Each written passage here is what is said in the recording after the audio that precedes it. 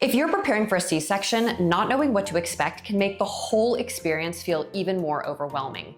In this video, I'm going to walk you through exactly what happens during the surgery step by step so you feel more prepared when the day arrives. My name is Dr. Daniela Fisher, and I'm a board-certified anesthesiologist specializing in labor and delivery, and I've been practicing for 22 years. In this video, I'm going to explain everything in really simple, non-medical language, and by the end of the video, that kind of nebulous cloud of the unknown in your mind is going to be replaced with a clear picture of what to expect. Your anxiety and fear will be decreased, and you'll feel informed and more in control. There's one moment during a C-section that almost every parent misinterprets as something going wrong, and it's completely normal. When it happens, if you don't expect it, your brain can really go into panic mode. And I'm gonna point that out when we get there so that you're not caught off guard. I've had 3 C-sections myself, and I completely understand the anxiety of having a C-section, and I do this every day of my life. So that's why I created a C-section guide. It's in the description box below if you want to review it before you get to surgery. Okay, let's talk about what everybody's here for, what to expect when you have your C-section. The first thing you're gonna do is you're gonna go to pre-op, and in pre-op, you're gonna get into an operating gown. The nurses are gonna place an IV either in your hand or in your arm over here. And then once your IV is placed and they've gotten a set of vital signs, your anesthesiologist will come in and speak to you. The anesthesiologist will ask questions about your past medical history, what surgeries you've had, any allergies you might have to medicines, what medications you take, when the last time you ate was, and they'll also ask you questions about what your preferences are. Some people want their husband to cut the baby's cord when the baby's in the warmer after the baby's delivered. Some people want morphine because they're really interested in getting ahead of their pain. Other people want to avoid morphine because they don't want to be sleepy during the surgery. Once your anesthesiologist and your surgeon have both talked to you and you've gotten all your questions answered, you'll either be walked or wheeled into the operating room on a wheelchair. And the operating room may feel really intimidating because it's bright, there are lots of lights, there's lots of equipment, and there are several people there. But I want you to know that when you walk in that OR, take a deep breath because everybody is there specifically to keep you and your baby safe. Okay, now let's talk about the spinal. This is the part that makes most people the most nervous, and it is also the part that most people tell me was not nearly as bad as they expected. For the spinal, most people will have you sitting on the bed with your legs dangling off the side of the bed, and you'll kind of push your back out like a mad cat. And we will clean your back off with some really cold soap. We'll give you a little bitty numbing shot. That really stings and burns like a bee sting, and it's the worst part of the whole entire spinal. Once that numbing shot is in, all you feel is pressure, and we get the spinal in. Your legs will start to feel warm and heavy and numb. One of the ladies that I work with says it's gonna feel like you stepped into a warm bath, and you're gonna know that it's working. Then what will happen is the nurse and the anesthesiologist, or 2 nurses, will lay you back down on the bed. And at this point, your anesthesiologist will give you some anti-nausea medicine. Your anesthesiologist will also test to make sure that your spinal is working properly. The nurses will start to prep your skin so that your skin is completely sterile before we start the procedure. And then a blue drape will be put up kind of in front of you so that you're not having to watch the surgery and so that your partner is not having to watch the surgery either.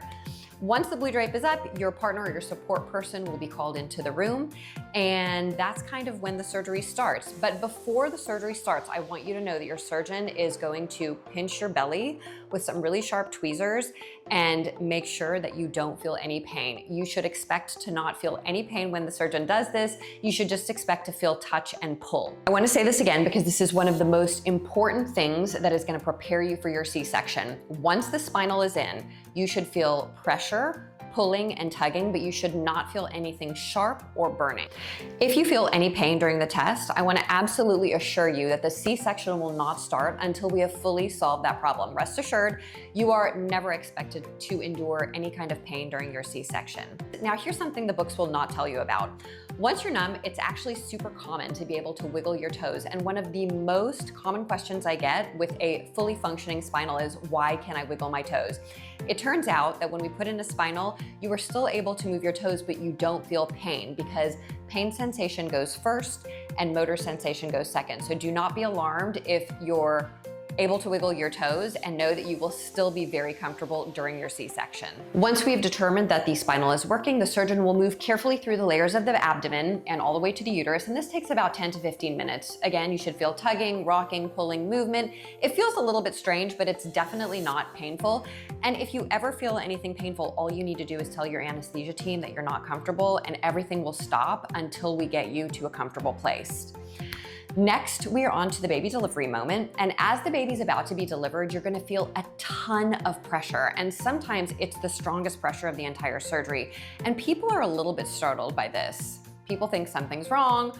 Why is there so much pressure? So take a deep breath here with me, because this is the moment that I told you about earlier in the video.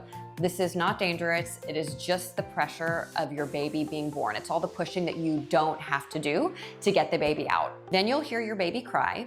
And from incision to baby is often about 10 to 15 minutes. And that moment comes a lot faster than most people expect. That's how I felt, at least when I had my C-section. There's another moment during the surgery where your brain may say, wait, is this okay? And I want you to know exactly when that happens and why it's expected, but I'll explain that in just a second. First, let's talk about what happens after the baby is delivered. The cord is clamped, the baby will be assessed, your partner can walk over to the baby warmer to see the baby, and this is where you're gonna have a camera. You're gonna take all your baby's first pictures, you're gonna hear the baby's weight, and meanwhile, the surgeons are gonna start to close you, and that takes a little bit longer, usually 30 to 45 minutes. You'll still feel movement, you may get the shakes. Shaking after a spinal is very, very common, and it does not mean that anything is wrong, and we also have medicines to fix that. You may feel nauseated or anxious. If you are, just tell us, we can give you medicines for that. And here is the moment during the surgery where your brain may say, wait, what's going on? A lot of people get a really bad headache or shoulder pain when the obstetrician is closing the uterus. It's super common, it's nothing to worry about, and we often have to give a little bit of extra medication during this time. After the baby is delivered, itching from the opiates that we put in the spinal is also really common. And I want you to know that all of these things are treatable, so just be sure to communicate with your anesthesiologist, let them know what you're feeling, because there's usually a way to treat just about everything. Once the surgery is complete, you're gonna be transferred to recovery, where we are gonna monitor your blood pressure, we'll monitor bleeding, we'll manage pain early. We really don't wanna manage pain reactively. And in about 2 hours, your legs will start to feel feeling and start to be able to move again. And here's a big thing. Most people tell me after their C-section that that was not nearly as bad as they imagined, which is exactly why I make these videos, because your imagination is usually much scarier than reality. Don't forget to download my C-section prep guide in the description box below, because it will talk about what sensations are normal after a C-section. It'll give you questions to ask your anesthesiologist.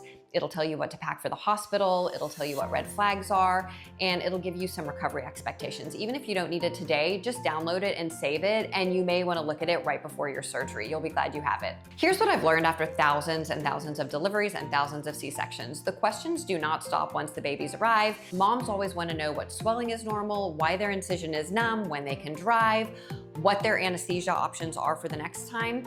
And all these questions will be answered for you in upcoming videos, so be sure to subscribe to my channel. If you're an expectant mom, be sure that you download my C-section guide, linked in the description box below. C-sections are one of the most common surgeries performed all over the world. They're structured, they're planned, they're team-based, and you're definitely not alone in that operating room. Everybody is there to keep you and your baby safe. You are surrounded by professionals who are focused entirely on you and your baby's safety. When you know what to expect, your mind and body stay relaxed, so be sure you stay calm, stay informed, and I'll see you in the delivery room. Be sure that you leave any questions that you might have below, because I will answer them and I will also make future videos off of them. See you in the next video.